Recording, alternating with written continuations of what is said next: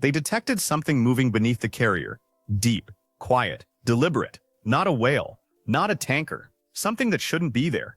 And what happened next in the darkness of the Strait of Hormuz could have changed the trajectory of an entire theater of operations. 4:19 local time. The American aircraft carrier is cutting through one of the most watched waterways on the planet. And most of her crew has no idea two Russian submarines are closing in from different angles. One trailing from the starboard quarter, one waiting ahead like a gate. Together they form what submariners call a closing box. And the US Navy has about 4 minutes to prove whether all that training, all those sensors, all that doctrine actually works when the pressure is real. The sonar operator on the escorting destroyer leans into his screen and sees the second contact appear. 2 submerged platforms. Coordinated movement. Operating beneath a carrier strike group in restricted waters. He doesn't panic. He keys the intercom and says 5 words that change the entire posture of the formation. Possible submerged contact. Bearing 078, range closing. Every watch officer in the strike group knows exactly what that means. In Hormuz, the surface is crowded with tankers and fishing boats and patrol craft. But below that surface, there are no flags, no lights, no radio calls, just pressure, darkness, and sound. And right now, the sound is wrong. The acoustic computer starts pulling the signal apart. Blade rate, machinery rhythm, depth estimate, movement pattern. It doesn't match commercial traffic. It doesn't behave like background noise. Then the second line appears on the display. Farther forward, deeper, moving on a separate bearing. The first submarine is trailing the carrier from behind. The second is positioned ahead of the formation. And together, they're not just watching. They're shaping the encounter. The destroyer sends an encrypted alert to the carrier. 2 possible hostile submarines. Formation hold. As W posture recommended. On the carrier bridge, the captain doesn't raise his voice. He looks at the tactical display glowing beside him and gives the order that will define the next 30 minutes. Maintain course. Bring the screen out. Notify air. That's the US Navy answer. Not fear. Procedure. The escorting destroyers begin widening their positions. From the outside, nothing looks dramatic. A tanker 2 miles away would see only dark silhouettes shifting slowly against the horizon. But inside the formation, the geometry is changing. The carrier stays at the center. The escorts stretch outward. The underwater search pattern begins to form. On the flight deck, the first Seahawk helicopter is already being prepped under red lights. Rotor blades unfold. Sensor operators climb into the cabin. Pilots run through checks with short clipped calls. The helicopter isn't being launched to attack. Not yet. It's being launched to listen. Because in anti-submarine warfare, the first weapon is awareness. And right now, the Americans are building a picture of what's beneath them, one sound at a time. Then Contact 1 does something that makes everyone in the sonar room freeze. It changes speed. Just 2 knots. Barely noticeable, but underwater, a 2-knot change can be meaningless or it can be intent. The officer watches the plot update and realizes the submarine isn't just following. It's shaping the encounter. It's staying outside the easiest detection arc, using the carrier's own movement and the noise of Hormuz to hide its approach. And then Contact 2 shifts depth. The sonar operator hears it before the computer confirms it. A faint tonal change, a pressure movement, a controlled descend. He calls it in with careful words. Contact 2 changing depth, possible tactical maneuver. The room understands what that means. 2 submarines, coordinated movement, a US aircraft carrier in restricted waters. The classification officer finally gives the cautious version. Possible Russian nuclear-powered submarine. Contact 2 also possible Russian platform. Confidence medium. Medium confidence is enough. At 4:27, the Seahawk lifts from the carrier deck. Its rotor wash rolls across parked aircraft and rattles tie-down chains. The helicopter banks low over the starboard side, then drops toward the dark water. Inside, the sensor operator begins preparing the first sonobuoy pattern. Each buoy will fall into the sea, deploy its listening array beneath the surface, and start feeding acoustic data back to the helicopter. Within moments, the Seahawk won't just be flying above the strait, it'll be building a listening net across it. The first buoy drops, then a second, then a third. Below the surface, the net opens, and the Russian submarines, whether they know it yet or not, are starting to run out of places to hide. Back on the destroyer, the sonar operator hears something new. A short, sharp, mechanical sound cutting through the acoustic clutter. Not propeller noise, not hull flow, not natural. He replays it once, then again. His voice tightens but stays controlled. Combat sonar, transient detected from Contact 1. The watch officer turns. What kind of transient? The operator looks at the screen, then at the bearing line pointing straight back toward the carrier's starboard quarter. His answer makes the room go quiet. Possible torpedo tube activity. For the first time that morning, every person in the Combat Information Center understands the same thing at once. The Russian submarines are no longer just watching. And under the black water of Hormuz, the first move may already have been made. 428. The Seahawk is now less than 200 feet above the water, and the crew is dropping more sonobuoys in a widening pattern. Each one adds another layer to the acoustic picture. Contact 1 is still there. Starboard quarter. Low speed. Closing. Contact 2 remains ahead of the carrier group. Deeper and harder to read, but holding position like a gate. The tactical coordinator on the destroyer marks both contacts on the shared display and makes the recommendation. Contact 1 remains aft starboard. Contact 2 forward sector. Recommend formation widen. The carrier doesn't turn away. The escorts do. One Arleigh Burke destroyer slides outward to the east. Another moves west, opening a lane of detection. To anyone outside the formation, the movement looks routine. To the men inside combat information centers across the strike group, it's the beginning of a box. 431. The first active sonar pulse goes out. It's short, controlled, deliberate. A hard metallic ping moves through the water, strikes layers of temperature, bends through the deep, and comes back broken into fragments. The operator watches the return pattern sharpen, blur and sharpen again. Possible return. Bearing 082. Contact 1 reacts. Not much. Just enough. It changes depth. A submarine that ignores sonar may be hiding. A submarine that reacts to sonar has just admitted it heard you. The watch officer gives the order. Track and hold. Do not flood the zone. They don't keep pinging. Not yet. Continuous active sonar can reveal as much as it detects. The Americans use only what they need. One pulse to force movement. One movement to confirm intent. Above the water, the Seahawk banks right and drops another buoy. Inside the helicopter, the acoustic picture becomes clearer. Contact 1 is no longer a ghost. Its movement is disciplined, but the track is real. Slow turn, slight descent, bearing drifting south. It's trying to slide behind the carrier screen without presenting a clean acoustic profile. The sensor operator calls it in. Contact 1 maneuvering, possible evasion. Aboard the carrier, the captain listens to the report through his headset. Around him, the bridge remains controlled. No one is staring into the water. No one is running for cover. The ship continues through Hormuz. Engines steady, wake glowing pale behind her. That steadiness isn't confidence for show. It's doctrine. A carrier doesn't survive by panicking. It survives because every other ship around it has a job. 435. Contact 2 makes its move. A faint acceleration appears ahead of the formation. The submarine that had been waiting in deeper water begins shifting across the carrier's projected path. Not fast. Not reckless. Just enough to create pressure. The tactical display now shows what everyone feared. Contact 1 behind and starboard. Contact 2 ahead and moving laterally. If this is a challenge, it's carefully built. One submarine forces attention aft. The other shapes the water in front. Neither has to fire to create danger. They only have to make the carrier react. But the carrier doesn't react. The screen does.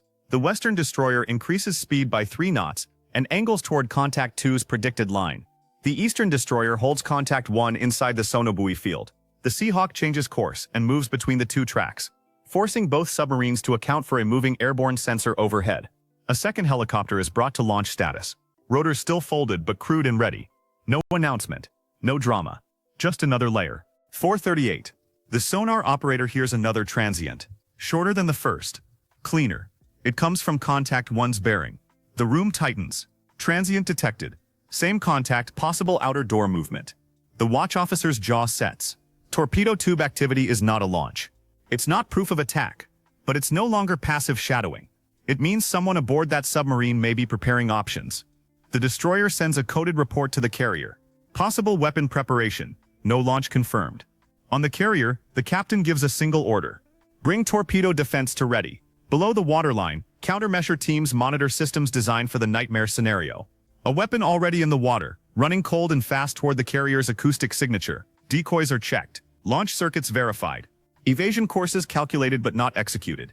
Because the wrong maneuver too early could tell the submarine exactly what the carrier fears. 440. High above the Gulf, a P-8 Poseidon maritime patrol aircraft receives new tasking and turns toward Hormuz. It's not close yet, but its arrival changes the equation. A submarine can evade one destroyer. It can outweight one helicopter. But a coordinated search from surface ships, airborne sonar, and long-range patrol aircraft is something else. It's a net, and nets don't need to move fast. They need to close correctly. Contact 2 begins to slow. Contact 1 does not. The first submarine is still edging inward, using noise from a passing tanker to mask its movement. For 12 seconds, the track weakens. The operator almost loses it. Then the sonobuoy field catches the sound again, bearing steady, range decreasing. Then the acoustic display changes. A small, fast-moving signature separates from the area of contact 1. It's not moving like a submarine, it's moving too fast. The sonar operator doesn't wait for perfect certainty. In undersea combat, perfect certainty can arrive after impact. He keys the circuit. Combat sonar, possible weapon in the water. 441. The words hit the combat information center like a breaker tripping in the dark. Possible weapon in the water. No one asks the sonar operator to repeat it. The destroyer's tactical display updates in real time. A small, fast-moving acoustic signature has separated from the bearing of contact 1. It's moving too quickly to be a drifting decoy, too clean to be merchant noise, too direct to ignore. Inside the CIC, the watch officer gives the order before the track fully stabilizes. Deploy countermeasures. Notify carrier. Execute torpedo defense protocol. The first acoustic decoy launches from the destroyer into the black water. Then a second. The devices drop below the surface and begin screaming electronically into the sea, throwing out a false signature louder and more attractive than the carrier's real one. To a torpedo seeker, sound is a target, a propeller rhythm, a machinery tone, a pressure pattern. The decoy's job is simple: lie louder than the ship. On the carrier bridge, the captain receives the report through his headset. Possible torpedo in the water. Countermeasures deployed. Carrier recommended evasive turn. He doesn't look surprised. He doesn't look at the horizon. There's nothing to see. Execute planned maneuver. Minimal rudder. Keep flight deck stable. The helm answers immediately. Minimal rudder. Aye. The massive carrier begins to turn. Not sharply, not desperately. A ship that size doesn't dodge like a speedboat. It survives by planning movement before the threat reaches the hull. Her bow shifts by degrees. Her wake bends slowly behind her. To anyone watching from a distance, the turn looks almost calm. Inside the strike group, it's anything but calm. The eastern destroyer moves to widen the screen. The western destroyer increases speed and angles toward the projected path of contact 2. The Seahawk banks hard above the water. Its crew watching the sonobuoy feed as the acoustic picture fractures into layers of real sound, false sound, and hostile movement. The suspected weapon continues forward. Then it turns. Not toward the carrier. Toward the decoy. The sonar operator watches the line bend away from the carrier's projected course. His voice remains controlled, but everyone hears the change in it. Possible weapon is tracking countermeasure. The room doesn't celebrate. Not yet. A torpedo can reacquire. A decoy can fail. A submarine can fire again. In anti-submarine warfare, the first miss doesn't end the fight, it starts the clock. 443. The Seahawk drops 2 more sonobuoys ahead of contact 1. Their signals open beneath the surface and feed into the shared tactical network. The submarine's path sharpens again. It's no longer just trailing. It has maneuvered into the edge of the American search box and now finds itself watched from 3 directions. Destroyer sonar from the surface, sonobuoys from above, carrier group sensors behind it. The hunter is becoming the contact. Contact 2 tries to take advantage of the chaos. Ahead of the formation, the second submerged track increases speed and cuts across the carrier's projected path. It's not heading straight for the carrier. It's trying to force a decision. If the Americans focus on the possible weapon behind them, contact 2 may slip through the forward screen. If they split too aggressively, the carrier's defensive geometry opens. That's the Russian play. Pressure from behind, movement ahead, confusion in the middle. But the US Navy has trained for confusion. The Western destroyer doesn't chase the weapon. It holds contact 2. The Eastern destroyer doesn't abandon contact 1. The Seahawk doesn't fly blindly between them. Each unit keeps its assignment, because a carrier strike group is not one ship reacting. It's a system. 445. High above the Gulf, the P-8 Poseidon enters the outer edge of the search zone. Its crew immediately begins building the larger picture. The aircraft is too high to be seen from the submarines, but its sensors reach down into the water through buoys, data links, and tactical coordination with the ships below. The Poseidon's mission commander studies the tracks. Contact 1 has revealed too much. Its turn, speed change, and possible launch transient have created a pattern. Contact 2 is still quieter, still deeper, still harder to classify. But now it's moving in response to American pressure. And that movement gives it shape. The P-8 releases a new sonobuoy pattern ahead of Contact 2's likely escape route. The buoys fall one after another, small dark shapes disappearing into the sea. A gate closes underwater. 447. The suspected weapon reaches the decoy field. The acoustic display blooms with noise. For several seconds, the track becomes unstable. It circles, wavers, and fades into the artificial signature. Then the operator sees it break apart. Possible weapon no longer tracking carrier. Threat reduced.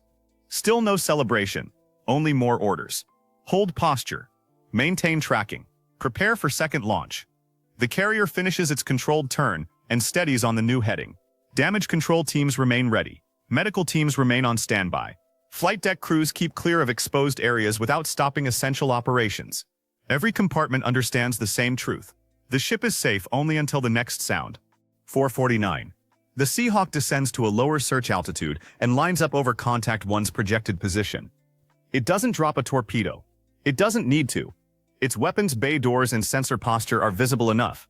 The submarine below can't see the helicopter directly, but it can hear the rotor rhythm through the water. It can hear the sonobuoys. It can hear the destroyer. It knows the box is closing. The helicopter sensor operator calls in. Contact 1 steady, possible evasive turn beginning. The destroyer answers with another short active sonar pulse. 1 ping, hard and clean. The return comes back stronger this time. Contact 1 is there. No longer a rumor. No longer a shadow. A real submarine. Close enough to threaten. And now close enough to be hunted. 4:51. Contact 2 suddenly increases speed. It cuts forward, trying to drag the American screen away from Contact 1. For a moment, the geometry looks dangerous again. 2 submarines, 2 directions, 1 carrier between them. Then the Poseidon's new buoy line activates. Contact 2 runs straight into the acoustic gate.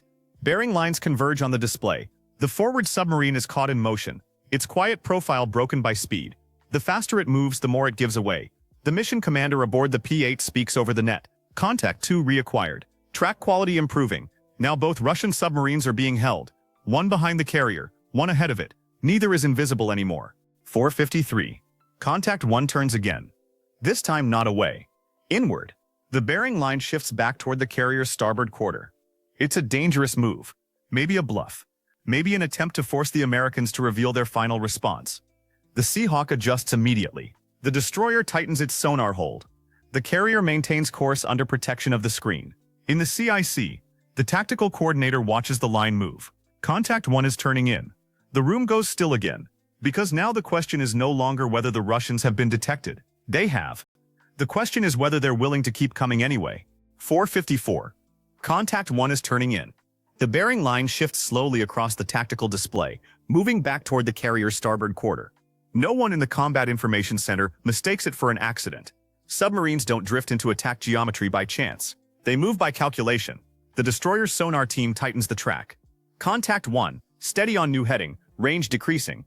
Above the water, the Seahawk banks hard left and drops lower over the sea. Its rotors beat against the dark surface, throwing spray into the air as the crew prepares another sonobuoy drop. The helicopter isn't chasing blindly. It's placing sensors exactly where the submarine will have to pass if it continues inward. The pilot holds altitude. The sensor operator waits for the cue. Drop. Another buoy falls, then another. Beneath the surface, the listening field expands. The Russian submarine is now moving inside a narrowing acoustic cage.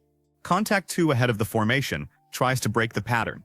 It changes depth again and reduces speed, attempting to disappear into the heavy background noise of the strait. Tanker engines, current, seabed reflection. Hormuz gives a submarine many places to hide, but not when every movement has already been logged. The P-8 Poseidon overhead extends the search line. Its crew plots Contact 2's last 3 maneuvers and predicts the next one. A quiet submarine can be difficult to hold. A quiet submarine trying to escape a coordinated net has to make choices. Every choice creates sound. Contact 2 probable track. Deploying gate pattern. More sonobuoys enter the water. The forward route closes. At 4:57, the U.S. commander sends a message across open frequencies. He doesn't identify the submarines by nationality. He doesn't need to. Submerged contacts operating near U.S. naval forces. Your position is known. Unsafe maneuvers will be treated as escalatory. The message goes out once, then again. No response. Only the sea answers. Contact 1 continues inward for another 30 seconds. That's long enough. The Eastern destroyer sends a short active sonar pulse into the water. One hard ping. Controlled. Measured. The return comes back clean. Stronger than before. The submarine isn't just present. It's inside the box. The destroyer doesn't fire. The Seahawk doesn't fire. The carrier doesn't turn away. That's the pressure. A less disciplined force might flood the water with sonar, throw weapons into the sea, and turn the encounter into a crisis. The U.S. Navy does something colder. It proves control without crossing the line. The Seahawk shifts into a simulated attack profile. It descends, turns, and lines up on the submarine's predicted path. Its sensors remain locked. Its crew records every second. From below, the Russian boat can't see the helicopter, but it can hear the pattern above it. rotor rhythm, buoy splash, sonar pulse, destroyer screws adjusting position. The message is unmistakable. You are tracked. You are targeted. You are not in control of this water. 4:59. Contact 1 reacts. A sudden depth change appears on the acoustic plot. Then a decoy separates from the main track, throwing a false sound source across the search field. For a moment, the display splits. 2 possible paths. 2 signatures.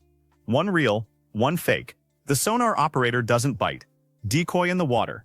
Main contact holding low. The acoustic team filters the signal by blade rhythm and movement logic. The decoy is louder, dirtier, easier to follow. That's its purpose. But the real submarine is quieter and heavier, still moving beneath the false trail. The US track holds. Contact 1 has used one of its tricks and gained nothing. At 5:01, Contact 2 begins to withdraw. It's subtle at first. A slight heading change away from the carrier's projected route. Then another. Then a steady movement toward deeper water beyond the densest part of the strait. No announcement, no radio call, no admission. Just geometry. The forward submarine has decided the gate is closed. The P-8 confirms it. Contact 2 opening range. Track maintained. Inside the carrier's CIC, the tension shifts. It doesn't disappear. It changes shape. One submarine is now moving away. The other remains close, but alone. That matters. A 2-submarine challenge depends on coordination. One distracts, one pressures, one tests the screen, while the other watches for the opening. Remove that coordination, and the entire maneuver starts to collapse. Contact 1 slows. The Seahawk circles wide overhead, holding position just outside the direct line. The destroyer maintains sonar contact. The carrier continues forward, steady and deliberate, as if the entire confrontation beneath it is just another calculation in a much larger machine. 5:03. The U.S. commander transmits again. Submerged contact bearing 081. You are operating within unsafe proximity of U.S. naval forces. Alter course immediately. This time the answer comes not by radio but by movement. Contact 1 turns, not toward the carrier, away. The bearing line drifts outward. The range begins to open. The submarine descends and reduces speed, trying to leave without creating a loud signature. It's not a retreat in the theatrical sense. No surfacing, no flag, no visible admission. But undersea warfare isn't judged by theater. It's judged by position. And the position has changed. The Russian submarine is leaving the attack geometry. The Seahawk holds its orbit for another full minute. The destroyers don't relax. The P-8 keeps the wide area track alive. The U.S. Navy doesn't assume the threat is over just because the screen looks cleaner. Then Contact 1 emits one final acoustic burst. Short, distinct, mechanical. The sonar team captures it. The classification officer marks the file immediately. Acoustic fingerprint. High value. Machinery rhythm. Decoy behavior. Depth response. Turn rate. Transient pattern. All of it recorded, time-stamped and pushed into the intelligence chain. That may be the most damaging part of the entire encounter. The Russian submarines came in hidden. They're leaving cataloged. At 5:07, both contacts are opening range. Contact 2 is already moving into deeper water. Contact 1 follows slower. Still trying to look controlled. Still trying to preserve some illusion of initiative. But the tactical picture tells the truth. The box worked. The carrier was not forced off course. The screen did not break. No weapon reached the hull. No American ship fired first. In the Combat Information Center, the watch officer studies the display one more time. Both contacts outbound. Maintain ASW posture until clear. The carrier keeps moving through Hormuz. Above her, the Seahawk turns back toward the flight deck. Behind her, the destroyers hold their widened screen. Far overhead, the Poseidon watches the final tracks fade toward deeper water. The Russian submarines had challenged the carrier in silence. The U.S. Navy answered in silence. And silence in that moment was enough. 5:08. The carrier is still moving. That's the first thing that matters. Not the sonar tracks. Not the warnings. Not the suspected weapon. Not the 2 Russian submarines now opening range beneath the black water of Hormuz. The carrier is still moving. Same formation. Same corridor. Same steady transit through one of the most dangerous maritime choke points on Earth. Inside the Combat Information Center, no one celebrates. The screens are still alive. The operators are still tracking. The destroyers are still holding their widened positions. And the Seahawk is still airborne, circling above the water with its sensors trained on the fading contacts. Contact 2 is now moving toward deeper water. Contact 1 is slower, more deliberate, trying to leave the engagement area without looking like it was forced out. But underwater, appearances don't matter. Course, speed, depth, and range tell the real story. And the story is clear. The 2 Russian submarines came in close. They tested the screen. They created pressure around the carrier. Then they were detected, boxed, recorded, and pushed away. No missile was fired, no torpedo struck, no ship broke formation. That's not luck, that's discipline. The Eastern destroyer keeps passive sonar locked on Contact 1 until the track begins to thin. The acoustic signal is weaker now, buried under merchant traffic and seabed noise, but the final minutes are enough. The sonar team has already captured what it needed. Blade rhythm, machinery tone, depth change, evasion pattern, decoy behavior, and the short mechanical transient that started the entire chain of events. Those sounds won't disappear into the sea. They'll go into a library, somewhere far from Hormuz. Analysts will replay them again and again. They'll compare them to previous Russian submarine signatures. They'll isolate the moments when the submarine accelerated, descended, turned, and released deception. They'll build a clearer picture of how that boat behaves under pressure. That's the part most people never see. A naval standoff doesn't always end with wreckage. Sometimes it ends with data. And in modern undersea warfare, data can be more valuable than debris. At 5:12, the Seahawk is cleared to return. The helicopter makes one final pass over the last known position of Contact 1. No weapon release, no aggressive turn, just a clean, deliberate orbit. The kind meant to show that the track was never lost. Then it banks toward the carrier, climbing slowly above the dark sea. On the flight deck, sailors prepare to receive it. The rotor wash rolls across the deck as the aircraft settles back onto the landing spot. Chocks and chains go in. Crewmen move with practiced speed. The mission isn't over, but one phase has closed. Below, the P-8 Poseidon keeps watching. The wider picture now belongs to the aircraft. The submarines are no longer close enough to threaten the carrier directly, but they're still worth tracking. If they turn back, the Americans will know. If they split again, the network will see it. If they try to hide under tanker noise, the buoys and patrol aircraft will keep listening. The Russian boats have lost the one thing submarines need most: uncertainty. At 5:18, the carrier strike group begins returning to its normal transit posture. Slowly, carefully, not all at once. The destroyers tighten their screen by small degrees. The carrier maintains speed. Air operations remain limited but ready. Damage control teams stand down from immediate alert, but torpedo defense remains monitored. The captain receives the final update from the tactical watch. Both contacts outbound. No further weapon indications. Carrier secure. He nods once. That's all. No speech. No dramatic order. No victory announcement over the ship-wide circuit. The U.S. Navy doesn't need theater when the formation itself is the message. The carrier is still there. The strike group is still intact. The transit continues. That's what the Russians couldn't change. They entered the Strait of Hormuz with 2 submarines, expecting to challenge the most powerful symbol of American sea control. They tried to use silence as a weapon. They tried to use depth, darkness, and pressure to make a carrier react. But the carrier didn't panic. The destroyers widened. The Seahawk launched. The Poseidon arrived. The sonobuoys formed a net. The decoys pulled the danger away. And step by step, sound by sound, the U.S. Navy turned the underwater ambush into an intelligence capture. That's how modern naval power works. Not just with missiles, not just with steel, with patience, with sensors, with crews trained to make the right move before the wrong second arrives. By sunrise, the Strait of Hormuz looks ordinary again. Merchant ships continue east and west. Tankers move through the lanes. The sea folds over itself as if nothing happened beneath it. But inside the carrier strike group, every watch team knows how close the morning came. 2 Russian submarines challenged a U.S. aircraft carrier below the surface. The U.S. Navy never gave them the mistake they were looking for. And when the contacts finally turned away, the carrier didn't chase. It didn't need to, because the point was never to make noise. The point was to keep moving, and that's exactly what it did. So here's the question worth thinking about. When 2 submarines get that close to a carrier in one of the most strategic waterways on the planet, is forcing them to the surface a show of strength or a loss of control? Because the U.S. Navy made a choice that morning. They didn't fire. They didn't force a surfacing. They didn't turn it into a headline. They just proved they had the dominant position and let the Russians leave with that knowledge. Some would call that restraint.